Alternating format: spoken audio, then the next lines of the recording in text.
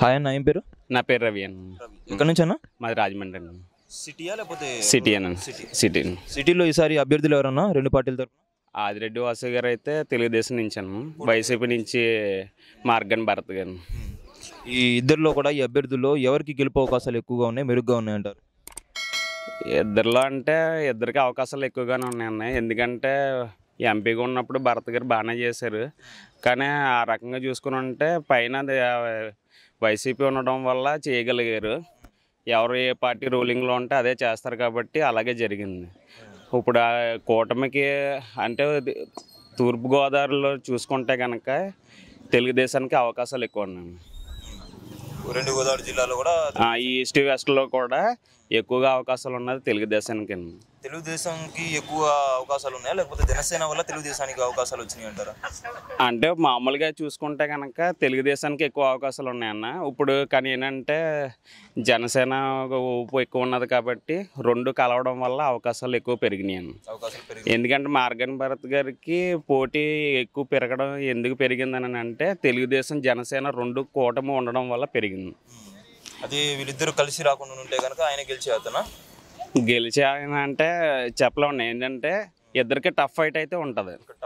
Tough fight అయితే ఉంటుంది. భరత్ గారు గెలిచే అవకాశాలు తగ్గిపోవడానికి కారణం ఏంటంటే కూటమి పెరగడం వల్ల. భరత్ గారు అవి చేశారు ఈ చేశారు అని చెప్పి నేను చాలా మంది చెప్తుంటే విన్నాను. ఏమేమి చేశారు, కొద్దిగా ఏమి చెప్పగలరా? ఏమేం చేశారంటే పార్కులు అయితే డెవలప్ అయిందన్న. పార్క్ డెవలప్ చేశారు. ఈట్ స్ట్రీట్ వచ్చింది, ఫుడ్ స్ట్రీట్లు కూడా వచ్చినాయి.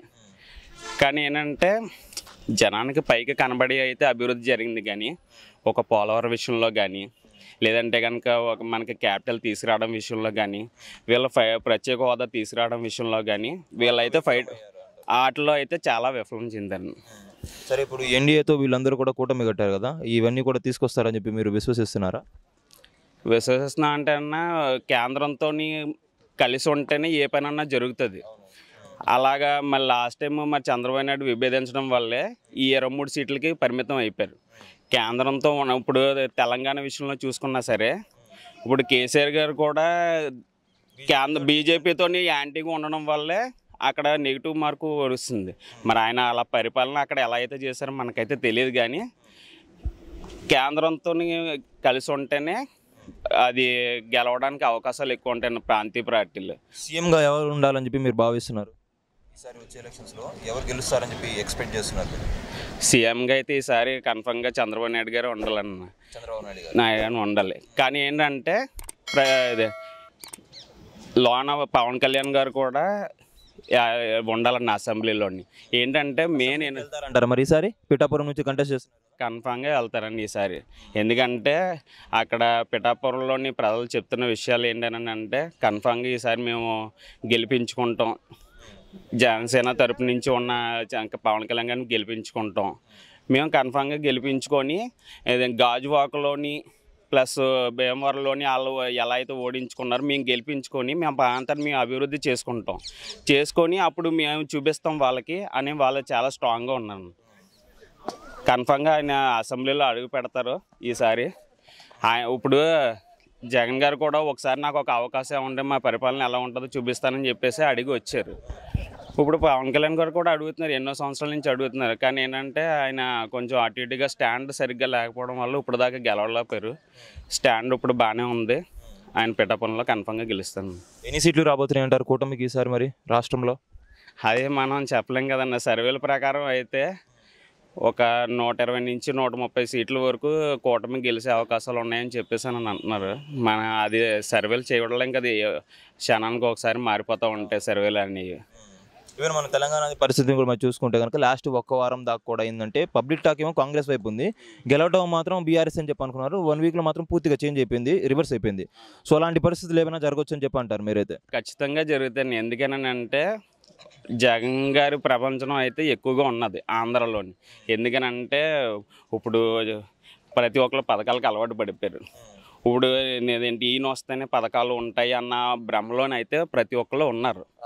ఊహకనైతే అందరిలో క్రియేట్ చేశారు. ప్రతి ఒక్కరికి నాళ్ళు ఏంటని అంటే ఈయన ఉంటేనే మాకు ప్రతి సంవత్సరం అమ్మఒడి కానీ విద్యాదేవన్ కానీ చేయూత పథకాలు కానీ ఇవి వస్తాయి అన్న ఒక మబ్బి పెట్టేసి ఉంచేశారు. దాంట్లో అయితే కన్ఫామ్గా ఉన్నారన్న. కానీ జనానికి ఏంటంటే అవి అల్టిమేట్గా అభివృద్ధి అనేది కావాలి. ఆ అభివృద్ధి అని అంటే ఓన్లీ ఒక స్టేటు ఒక ఏర్పడమే కాదు, మనకి ఇప్పటికీ రాజధాని లేకుండా పోయింది. రాజధాని ఏది కావాలండి మీకు ఇప్పుడు ఇంతకీ? పర్టికులర్గా ఇదనక లేదన్న, అలాగైతే చూసుకుంటే మనకి రాజమండ్రిలో కూడా రాజధాని పెడతానని చెప్పేసారని అన్నారు.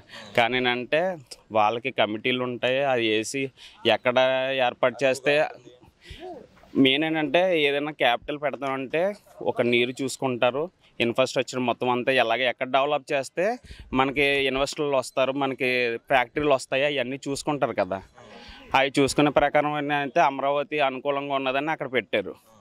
ఒకనొక టైంలోని అసెంబ్లీ సాక్షిగా ప్రతిపక్షంలో ఉన్న జగన్ గారు కూడా ఒప్పుకున్నారు, మేము ఇక్కడ ఉంటే కానీ 30 లక్షల ఎకరాలు ఉంటే బెటరు, అక్కడ అభివృద్ధి జరుగుతుందని ఆయనంతటా ఆయన ఒప్పుకున్నారు. కానీ ఏంటంటే మళ్ళీ ప్రభుత్వం మారేటప్పటికి మేము ఇక్కడే కట్టుకున్నాము ఇల్లు, మేము ఇక్కడే ఉంటామని చెప్పేసి ఇప్పుడేమో స్టాండ్ మార్చుకున్నారు. ఇప్పుడు 3 రాజధానులు తీసుకొచ్చారు. 3 రాజధానులు తీసుకొచ్చారు కానీ ఎక్కడ కట్టారని కట్టలేదు కదా. ఇప్పుడు సపోజ్ చంద్రబాబు నాయుడు గారు పెట్టినప్పుడు గ్రాఫిక్స్ అని అన్నారు. అక్కడ రియాలిటీ చూసుకుంటే మనకు హైకోర్టు వచ్చింది.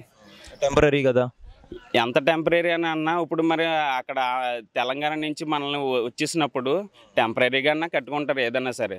ఆ టెంపరీగా కట్టినప్పుడే మనకి ఇంకో మాట ఏమంటున్నారంటే రాత్రి తట్టాపుట్ట సర్దుకొని రావడానికి గల కారణము ఓటుకు నోటు కోసిలో దొరికిపోయారు, అందుకని అక్కడ ఇబ్బంది పెడతారని చెప్పి హైదరాబాద్ నుంచి వచ్చేసి 10 ఏళ్ళు మనకి అవకాశం ఉన్నా కూడా అక్కడ కాదని చెప్పి ఇక్కడికి వచ్చేసి ఇమీడియట్గా టెంపరీ మొత్తం కట్టడం జరిగిందని చెప్పి అంటున్నారు. సో దాని గురించి ఎలా మాట్లాడతారు మీరు? ఓటు నోటు కేసులో అయితే అది కేంద్రమే చూసుకుంటుందని మనం చెప్పలేం. ఎందుకంటే అది కొంచెం జరిగిందనే తెలుస్తుంది మనకి పరిణామాలు చూస్తుంటే. కానీ అంటే ప్రతి ఒక్కరూ మాట్లాడుకున్న విషయం ఇన్వాల్వ్ అయిన ఒక వ్యక్తి ఏమో ఇప్పుడు తెలంగాణ సీఎం, ఇంకో ఆయన అవ్వడానికి పోతున్నాడు చెప్పి మీరు అంటున్నారు.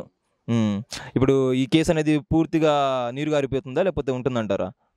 ఎప్పటికన్నా కేసు అనేది బయటకు వస్తుందన్న, అది సంవత్సరాలు పట్టచ్చు. కానీ మన రామ మందిరం ఉన్నది, అది ఎన్నో సంవత్సరాల తర్వాత ఇప్పుడు రామ మందిరం కట్టగలిగారు బాబ్రీ మసీద్ దగ్గర నుంచి. ఏ కేసు అన్నా ఎంత రాజకీయ నాయకులైనా ఏదో ఒక రోజు పులి స్టాప్ పడుతుంది. అది కొంచెం వెయిట్ చేయడమే, అది మనం ఏమీ చేయలేము. మనం వెంటనే ఫలితాలు కావాలంటే మనకున్న డెమోక్రటిక్ కంట్రీలో వెంటనే రిజల్ట్ అని కొన్నిసార్లు సాధ్యపడవు. యాంటీగా కూడా అతన్ని ఇచ్చేసి పొజిషన్లో నాకు తెలిసినంత మట్టికి అతనికి వాల్యూ తగ్గిపోయింది. వాల్యూ అంటే మనిషి ఇప్పటికైనా అతను కక్కుని వచ్చి రోడ్డు మీదకి వచ్చేసి పెంచి కూర్చున్నాడు అనుకోండి, అది ఆ మూమెంట్కి ఒక ట్రెండ్ తీసుకొచ్చేయగలుగుతాడు ఇది ఈ ఊరే ఇటువంటి వాటికి. అంతేగాని ముద్రగడ్డదే ఓటింగ్ సెషన్లో లేదు. ఉంటే ఆ ఏరియాలో మెరక ఏరియా అది ఉంటుంది కదండి, ఉండాలి. అక్కడ కూడా యాంటీ ఎక్కువైపోయింది. పవన్ కళ్యాణ్ డ్యామేజింగ్. పవన్ కళ్యాణ్ ఈసారి మరి పిఠాపురం నుంచి పోటీ చేస్తున్నారు కదా, గెలుస్తారంటారా ఈసారి? ఈజీగా గెలుస్తాడు, కానీ అధికార పార్టీ విపరీతంగా ఒత్తిడి చేయొచ్చు. దాని మీదట ఏమన్నా కొంచెం ఒత్తిడితో కానీ అయినా కానీ గెలిచేస్తారు. ఎందుకంటే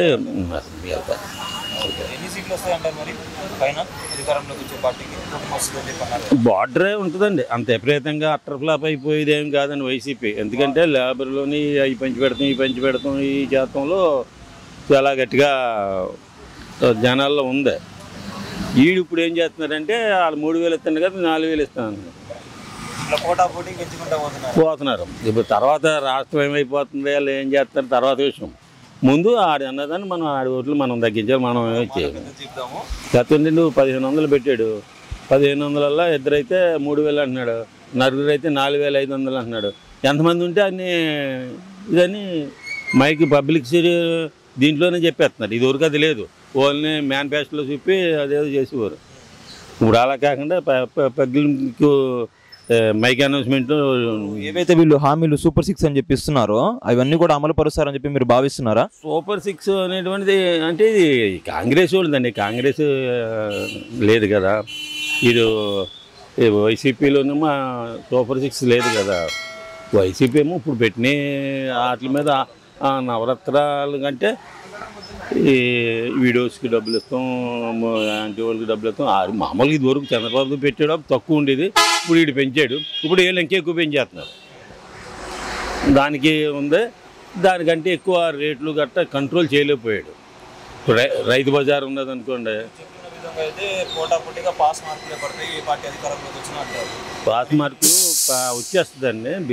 కోర్టు ఏమంటున్నారంటే 160 సీట్లు కొడతామని చెప్పి వాళ్ళు అంటున్నారు. ఎవరు అలాగ అన్నది.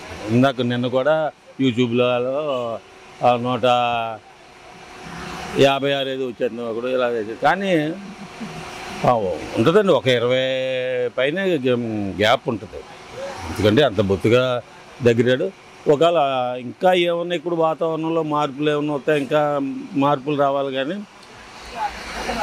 వైసీపీ మాత్రం అంత గౌక్కుని తీసేయవలసిన పరిస్థితుల్లో లేదు.